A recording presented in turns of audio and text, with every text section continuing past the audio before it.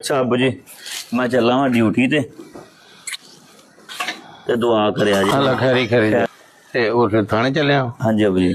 उत्थे पुत्र को माई आवे को गरीब बंदा आवे वडेरा ओनू आ हो के पुछो भी बीबी की गल आ ओनू पानी छाणी पियाओ ओदी दुख तकलीफ सुनो सुनने दे नाल ही अद्धी बीमारी घट जाती है। डॉक्टर कहंदे ते दुख तां घट जांदा। पुछया किसी नजायज ही काम च आए ते उन्हां दी हेल्प करो ਉਹ ਭੁੱਖ ਲੱਗੀ ਹੈ ਉਹਨਾਂ ਨੂੰ ਕੋਈ ਪਾਣੀ ਲੱਸੀ ਪਿਆਓ ਰੋਟੀ ਖਵਾ ਦਿਓ।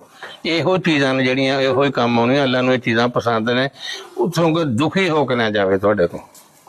ਠੀਕ ਹੈ ਜੀ ਅੱਲਾ ਸੱਚਾ ਹੀ ਖੈਰਾ। ਨਹੀਂ ਅਬੂ ਜੀ ਅਸੀਂ ਤੇ ਕੋਸ਼ਿਸ਼ ਕਰਨੇ ਆ ਥਾਣੇ ਦੇ ਹਵਾਲਾਤ ਦੇ ਵਿੱਚ ਸ਼ਾਮ ਨੂੰ ਰਾਤ ਨੂੰ ਇਹ ਪੁੱਛ ਕੇ ਜਾਈਦਾ ਉਹਨਾਂ ਨੂੰ ਬੜੀ ਗੱਲ ਕਿਸੇ ਬੰਦੇ ਨੇ ਰੋਟੀ ਅਗਰ ਖਾਣੀ ਹੈ ਜਾਂ ਕਿਸੇ ਨੂੰ ਕੋਈ ਪਰੇਸ਼ਾਨੀ ਤਾਂ ਦੱਸੋ। ਅੱਛੀ ਗੱਲ ਹਾਂ ਤੇ ਉਹ ਲਾਜ਼ਮੀ ਪੁੱਛੀਦਾ ਅਬੂ ਜੀ। ਉਹ ਪੁੱਛਿਆ ਕਰੋ ਭੁੱਲਣਾ ਨਹੀਂ ਇਸ ਗੱਲ ਜੀ ਇਨਸ਼ਾਅੱਲਾ। ਠੀਕ ਹੈ ਠੀਕ ਹੈ। ਅੱਲਾ ਰਾਜ਼ੀ ਅੱਲਾ ਦਾ ਮਹਿਬੂਬ ਵੀ ਰਾਜ਼ੀ। ਠੀਕ ਹੈ ਅਬੂ ਜੀ। ਬਸ ਅਬੂ ਜੀ ਤੁਹਾਡੀਆਂ ਦੁਆਵਾਂ ਨਾਲ ਹੋਣੀਆਂ ਚਾਹੀਦੀਆਂ ਇਨਸ਼ਾਅੱਲਾ ਤੇ ਮੈਂ ਇਸ ਚੀਜ਼ ਤੇ ਅਮਲ ਕਰਦਾ ਰਹਾਂ ਤੇ ਬਸ ਤੁਹਾਡੀਆਂ ਦੁਆਵਾਂ ਦੇ ਸਦਕੇ ਸੱਤੇ ਖੈਰ ਕਮੀ ਨਹੀਂ ਕੋਈ ਰਹੇਗੀ ਇਨਸ਼ਾਅੱਲਾ ਪੁੱਤਰ। ਠੀਕ ਹੈ ਅਬੂ ਜੀ। ਅੱਲਾ ਬਿਹਤਰ ਕਰੇਗਾ।